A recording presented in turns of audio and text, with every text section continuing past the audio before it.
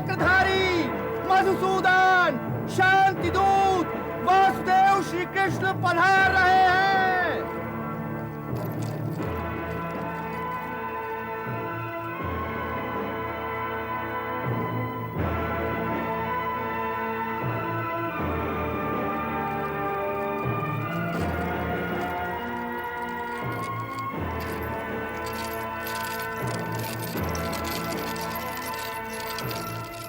शांति दूत का प्रणाम स्वीकार कीजिए महाराज।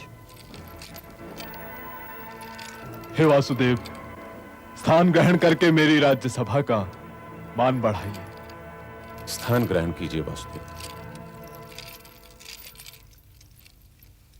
प्रणाम पितामह।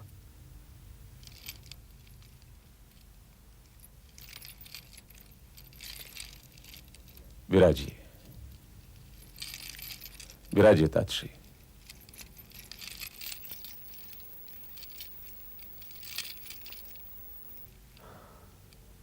हे वासुदेव, अब यह बताइए कि आप मेरे अनुज पुत्रों की ओर से क्या प्रस्ताव लाए हैं? हे महाराज,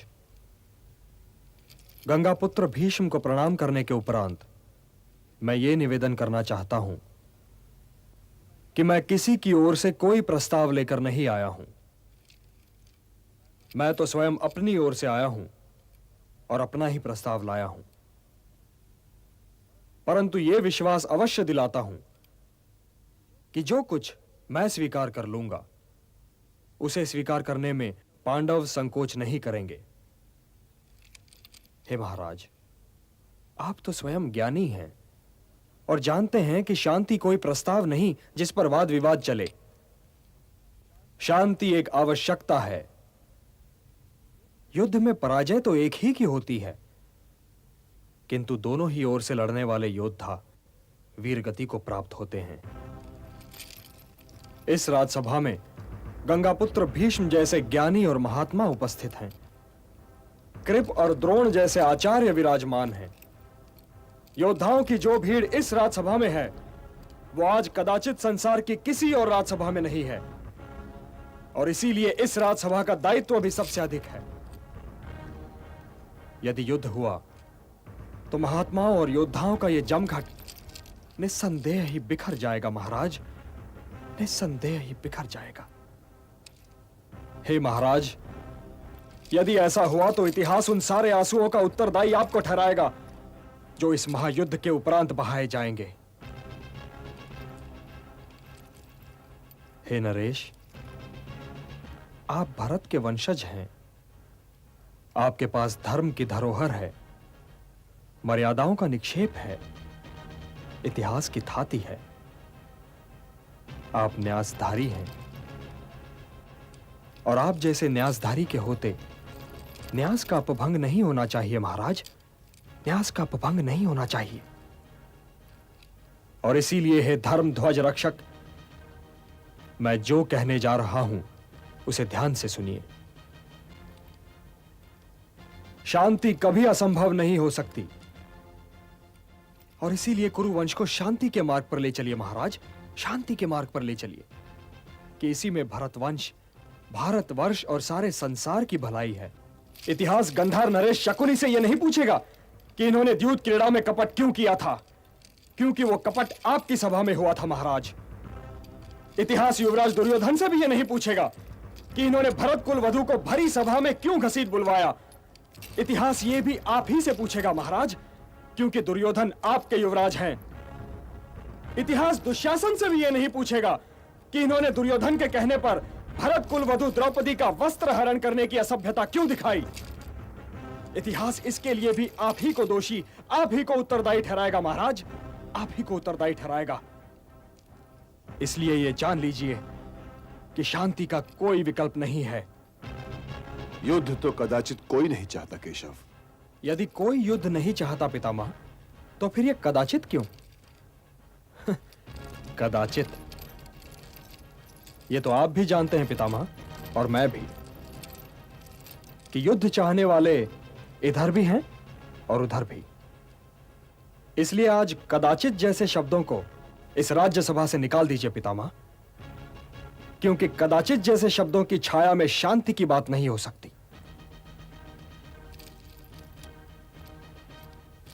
हे पितामह, समझाइए अपने नरेश को कि यदि कौरवों और पांडवों में मिलाप हो जाए तो यह सारा संसार उनका हो सकता है। उनकी राज्य सीमा के अतिरिक्त और कोई सीमा रह ही नहीं जाएगी। किंतु जो युद्ध हुआ महाराज, तो आपके पास कुछ नहीं रह जाएगा, न पुत्र और न ही अनुज पुत्र। क्या पता आपको किस किस के शव पर रोना पड़े महाराज, किस किस के शव पर रोना पड़े। क्या आपके पास आपके अनुज पुत्रों में से किसी का शव आए महाराज, तो क्या आप उसे शत्रु का शव मानकर किसी प्रकार का आनंद अनुभव कर पाएंगे? हे वृद्ध नरेश, इससे पहले कि आप प्राण त्यागें, कुल को एकत्र कीजिए नरेश, कुल को एकत्र कीजिए। पांडव आपके स्नेह की छाया में पले बढ़े हैं। आपके स्नेह और आशीर्वाद पर आज भी उनका उतना ही अधिकार होना चाहिए। इसलिए हे धर्म ध्वज रक्षक, इंद्रप्रस्थ उन्हें लौटा दीजिए।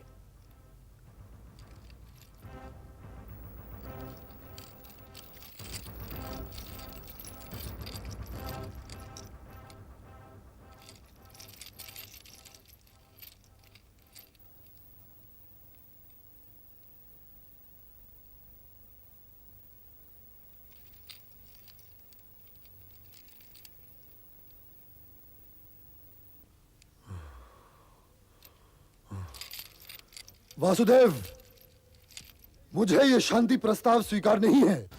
सोच तो लेते पुत्र। इसमें सोचना क्या है पितामह? पर्ण के अनुसार उन्हें 12 बरस के वनवास को स्वीकार कर लेना चाहिए था, और वे राज मांग रहे हैं। अपनी नात की आंच को धीमी करो दुर्योधन, धीमी करो। जैसे कुल्हाड़ी वृक्ष को काटकर गिरा देती है, वैसे ही व्यक्ति का कपट कुल्हाड़ी बनकर स्वयं उसे काट डालता है। और ये भी देखो वत्स, वासुदेव मित्र की भाषा बोल रहे हैं, और मित्र की भाषा ये कह रही थी कि मैं अपना आधा राज उन्हें दे दूं। यदि ये मित्रता है तो मुझे शत्रुता की परिभाषा समझाइए पितामह। शत्रु वो है युवराज जो किसी योद्धा को किसी अनुचित युद्ध के लिए भड़काए। जो कुछ भी वासुदेव ने कहा वही धर्म है। इंद्रप्रस्थ तो मैं कभी नहीं दूंगा कुलगुरु। हाँ, यदि वासुदेव के पास कोई और प्रस्ताव हो तो मैं उस पर विचार कर सकता हूं। आप लोग दुर्योधन के शुभचिंतक हैं, इन्हें समझाइए, क्योंकि भरत वंश के भविष्य को इस नासमझ योद्धा की महत्वाकांक्षा पर बलि नहीं चढ़ाया जा सकता। और यदि प्रस्ताव ही का प्रश्न है युवराज, तो मेरे पास एक और प्रस्ताव भी है। यदि दुर्योधन इंद्रप्रस्थ रखना चाहे महाराज, तो अवश्य रख लें। मैं पांडवों की ओर से 5 गांव मांग रहा हूं। अविस्थल, वरकास्थल, मकांदी, वारणावत और एक और कोई गांव। केवल 5 गांव। हे नरेश, यदि आप ये 5 गांव भी दे दें तो पांडव उन्हें पाकर संतुष्ट हो जाएंगे। 5 गांव, और वो भी उन पांडवों को? मैं उन पांडवों को सुई की नोक जितनी भूमि भी नहीं दूंगा।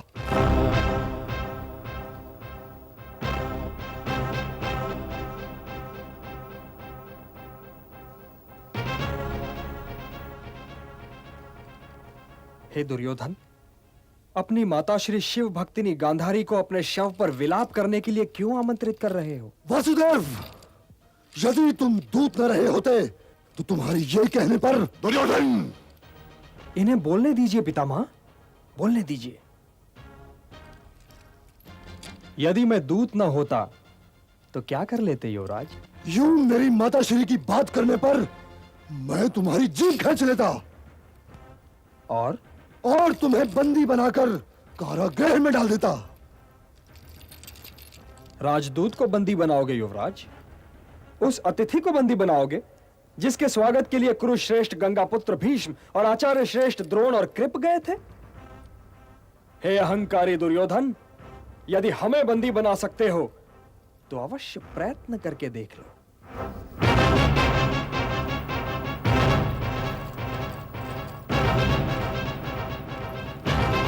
सैनिक, इस ग्वाले को बंदी बना लो।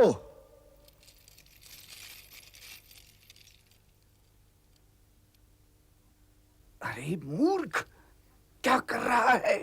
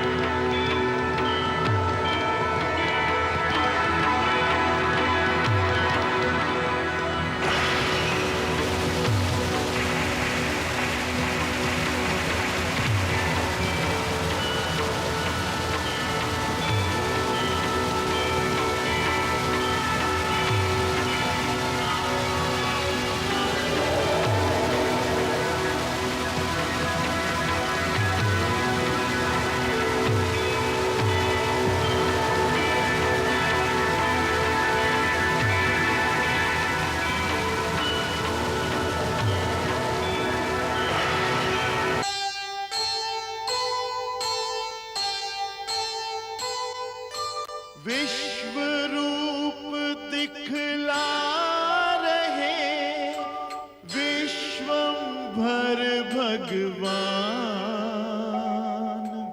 आंखें जिनके पास हों ले इनको पहचान,